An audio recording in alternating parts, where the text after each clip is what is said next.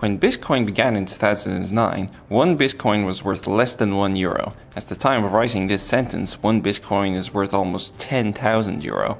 If someone bought 100 Bitcoin in 2009 and sold us now, they'd make something like €1,000,000. As you probably know, Bitcoin isn't made of gold or silver or, really, anything other than code. It's a digital currency, which means it only exists electronically. So how does this work? There's no organization in charge of Bitcoin.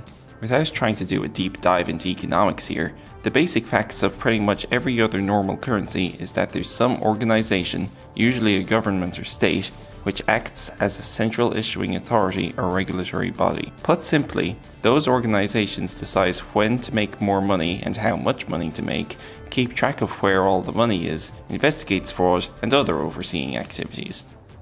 Bitcoin doesn't have anything like that. Even before Bitcoin, there were global networks where people could send copies of music or movies from one computer to another, all of which was super legal. These are called peer-to-peer networks. You can exchange Bitcoin on one of these networks. An important part of this peer-to-peer network is a huge worldwide ledger called the blockchain.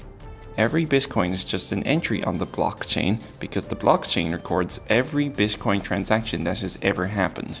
At present, that blockchain stands at 151 gigabytes.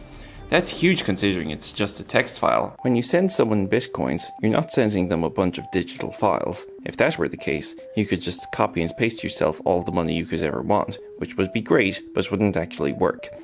Instead, you're just writing on the blockchain. Think of it as me writing on the ledger, Mark sends Barry 5 Bitcoins. Bitcoin doesn't have a central authority to keep track of everything. It's decentralized. That raises some concerns as to whether it can work in the real world. In theory, it works because there are lots of people keeping track of the same thing. Imagine a scenario where 4 friends are playing poker. Mark, Barry, Jane and Anna don't have any money or poker chips or anything. So, as an alternative, Jane gets a piece of paper and writes down who bets how much money, who wins, and who loses as the rounds play out. Nobody completely trusts everyone else, so all 4 of us keep our own ledgers. At the end of every hand, we all compare what we've written down. That way, we'll notice if Jane tries to snag herself an extra €50,000. You can think of each page of that ledger as a block, and a whole book of those ledgers as a chain. It's like, I don't know, a chain block. To be clear, some people who use Bitcoin just send and receive money, but a lot of people are keeping track of the blockchain. So, every time you want to make a transaction, you must announce your account number, the number of the account you're sending Bitcoins to, and how many Bitcoins you're sending. But you're announcing this to the entire Bitcoin using world. This is meant to be a security measure, but it seems like a huge security concern, right? Think of regular money and all the different ways criminals try to get your credit card information. Worse yet, there's no regulating authority to keep track of anything fishy that might be afoot. There's a more eloquent solution to all this than just relying on the diligence and community service of strangers.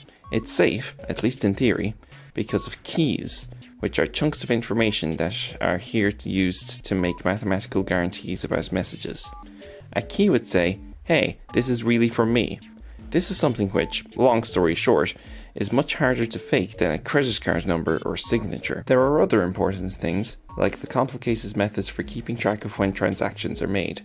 But we'll be here all day if I go into those. You have the essentials of how it works. The next big question, and perhaps the more pressing one, is whether you should invest in Bitcoin. Is it a bubble?